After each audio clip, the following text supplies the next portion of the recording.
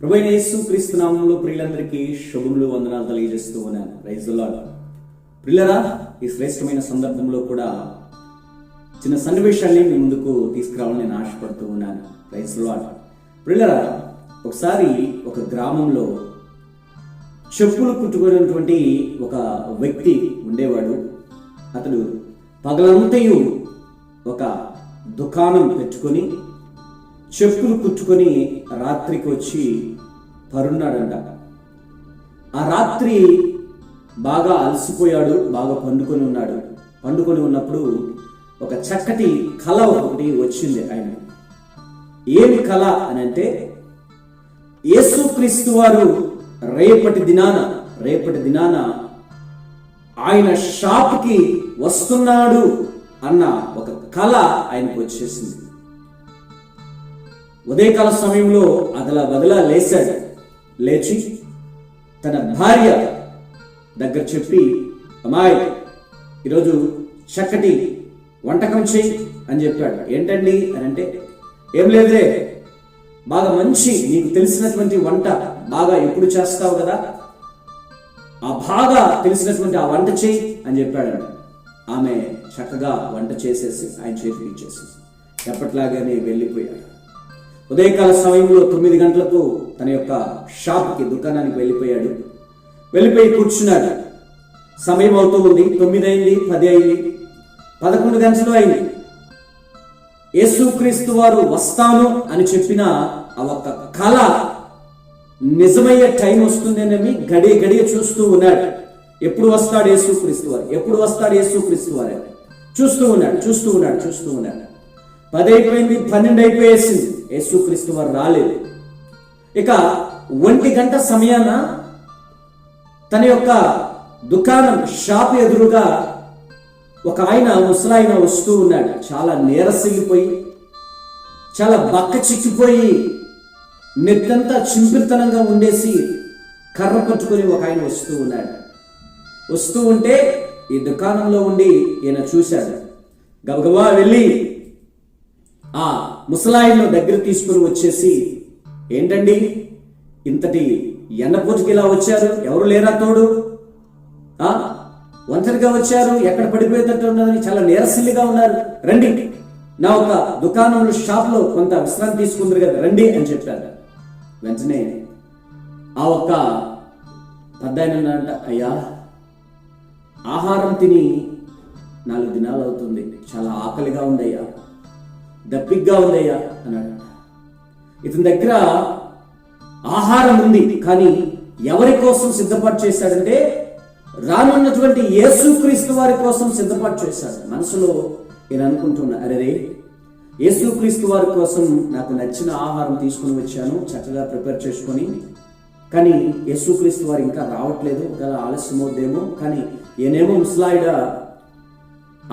ఆకలిగా ఉందంటున్నాడు, ఆహారం అడుగుతున్నాడు, కాబట్టి ఏం చేయాలో అర్థం కావట్లేదు. సరేలే, యేసుక్రీస్తు వారు వస్తే ఆయనకు సర్ది చెప్పుకోవచ్చులే అని చెప్పేసి ఏం చేశారంటే, వెంటనే తనకు ఎంతగానో ప్రేమగా ఉన్నటువంటి ఆ ఆహారాన్ని తీసేసి ఆ పెద్దాయనకి ఇచ్చి తినమని చెప్పాడంట. ఆ పెద్దాయన తింటూ నాన్న ఆ ఒక్క స్పూన్ ద్వారా తింటూ ఉన్నాడంట. కుదరలేదు. సరే పెద్దాయ గారు, మీరు తినడానికి కూడా సరిగా ఓపిక లేదండి, ఉండు నేను పెడతానని చెప్పేసి పెద్దాయనకు తాను కలిపి అన్నం పెట్టాడంట. చక్కగా అన్నం పెట్టేసి కొంతసేపు విశ్రాంతి తీపించుకొని, తర్లా పెద్దాయన ఎక్కడికి వెళ్ళాలి అని అంటే, ఇదిగోనయ్యా ఆ ప్రక్కన ఉన్న బస్ స్టాండ్లో వదిలిపెట్టాడంట. తను తీసుకువెళ్ళి ఆ ప్రక్కన ఉన్న బస్ స్టాండ్లో వదిలిపెట్టి మరలా తన దుకాణానికి వచ్చేసి ఒక ఆయన కోసం ఎదురు చూస్తూ ఉన్నాడు. ఎవరైనా? యేసుక్రీస్తు వారు వస్తానని చెప్పారు కదా, ఆయన కోసం ఎదురు చూస్తూ ఉన్నాడు. యేసుక్రీస్తు వారు వస్తారులే అని ఎదురు చూస్తున్నాడు, రావట్లేదు. ఉన్న ఆహారం అయిపోయేసింది. సరే 1 గంట అయిపోయింది, 2 గంటలు అయిపోతూ ఉంది, 3 గంటలు అయిపోయేసింది. ఇక 3:30 గంటల సమయాన ఇదిగో కొంత దూరాన ఒక ముసలావిడ ఏమవుతుందంటే, తన యొక్క దుకాణం ప్రక్కలో నుంచి వెళ్ళడానికి ప్రయత్నం చేస్తూ ఉంది, కానీ చాలా కష్టతరంగా వెళ్తూ ఉంది. ఈయన దుకాణంలో కూర్చొని ఆగబట్టుకోలేక ఆమె దగ్గరికి వెళ్ళాడు. ఏంటమ్మా, ఏంటి అని అంటే, అయ్యా చాలా నీరసంగా ఉంది, కొంచెం మంచినీళ్ళు ఇస్తావా అని అన్నాడు. తల్లి, నేను చూస్తే చాలా బలహీనంగా ఉన్నావు, దయచేసి నువ్వు ఈ ఎండకు వెళ్ళబాకు రా అని చెప్పి తన దుకాణం దగ్గర తీసుకువెళ్ళి చక్కగా తన యొక్క వాటర్ క్యాన్ లో ఉన్నటువంటి నీరు తీసి ఆమెకు తాపించాడు. ఎక్కడికి వెళ్ళాలి తల్లి, ఎక్కడికి వెళ్ళాలి అంటే, ఇదిగోడయ్యా ప్రక్క ఊరే మాది అని చెప్పి ఆ బస్ స్టాండ్ లో వదిలిపెట్టినా బస్ ఎక్కి వెళ్ళిపోతాడు. తిరిగి ఆమెను కూడా బస్ స్టాండ్ లో తీసుకువెళ్ళి వదిలిపెట్టాడు. పిల్లరా, ఇక 4 గంటలు అయిపోయేసింది. ఇక ప్రొద్దుగుక్కే సమయం వస్తూ ఉంది. ఒక 5:30 సమయంలో యేసుక్రీస్తు వారు వస్తానన్నారు.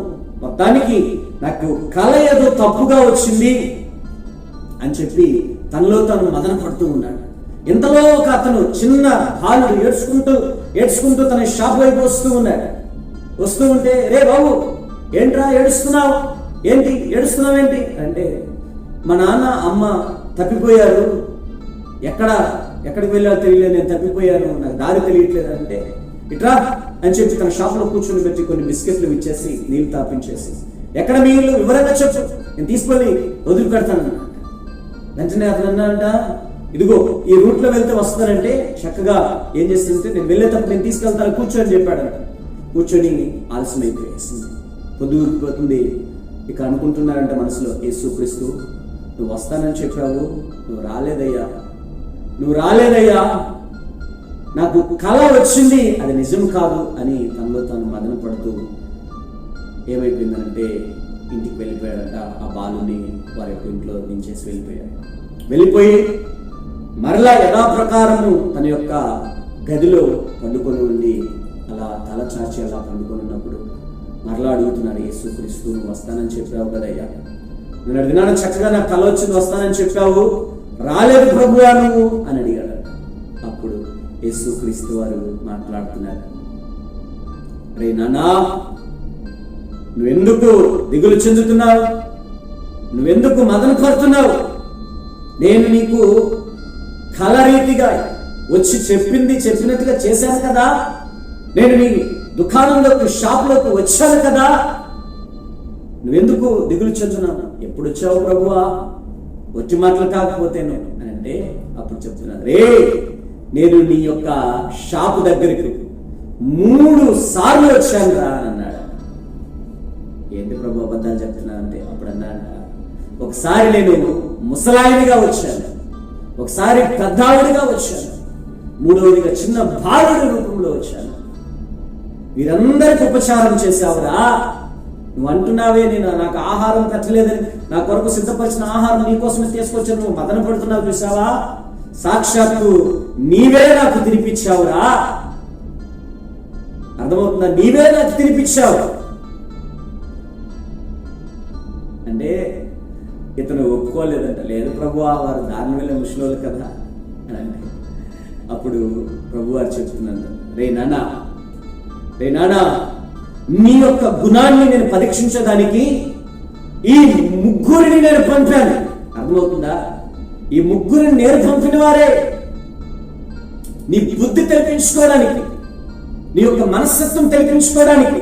అయితే మీరు 3 వచ్చారు, 3కి నీవేం చేస్తాను, చక్కగా ఉపచారం చేశావురా, దాన్ని బట్టి నేను సంతోషపడుతున్నాను, నువ్వు వారికి మేలు చేశావు, ఉపకారం చేశావు, నీకు కలలో చెప్పిన రీతిగానే నీవు నాకు ఉపచారం చేశావురా.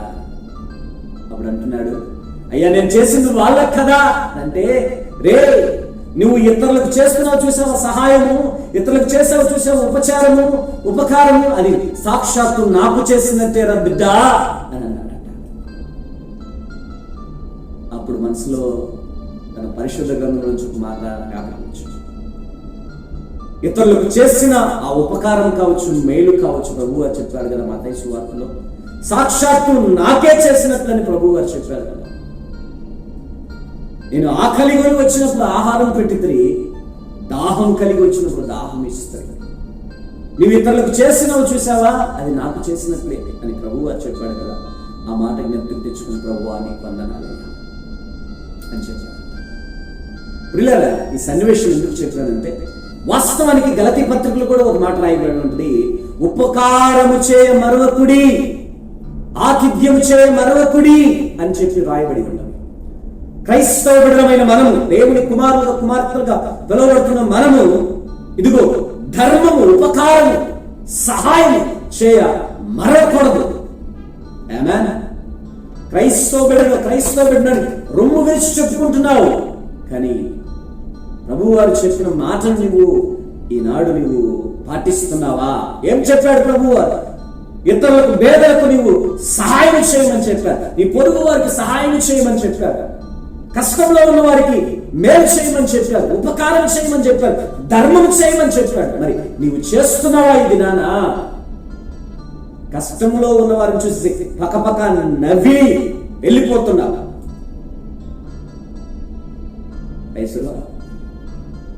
ప్రియులారా, ప్రభు వారి నీతో కూడా మాట్లాడుతున్నారు. ఏంటి అని అంటే, ఉపకారం, ధర్మం చేయ మరొకడు. కష్టంలో ఉన్న వారికి సహాయం చేయ మరొకడు. ఎందుకంటే క్రీస్తు బిడ్డలం, నీకున్న స్థితిని బట్టే సహాయం చేయ. ప్రభువారు నీకు నీ స్థితికి మించిన పెట్టి 1,00,000 రూపాయలు తీసుకొచ్చి సహాయం చేయమని చెప్పమని చెప్తున్నాడు? లేదు. నీకు 100 రూపాయలు ఉంటే కనీసం 1 రూపాయి ఇతరులకు సహాయం చేసినది నాకు చేసినట్టే అని అంటున్నాడు కదా ప్రభు వారు. 10 రూపాయలు చేసినది నాకు చేసినట్లే నువ్వు ఇతరులకి చేసావు కదా. వారి కష్టంలో ఉన్నప్పుడు ఆదుకున్నావు కదా. వారి ఇబ్బందులో నువ్వు, వారి ఇక్కట్లో నువ్వు ధైర్యం ఇచ్చావు, ఆదుకున్నావు కదా, సహాయం చేసావు కదా, నాకు చేసినట్టే అని ప్రభు వారు అంటున్నాడు. అప్పుడులారా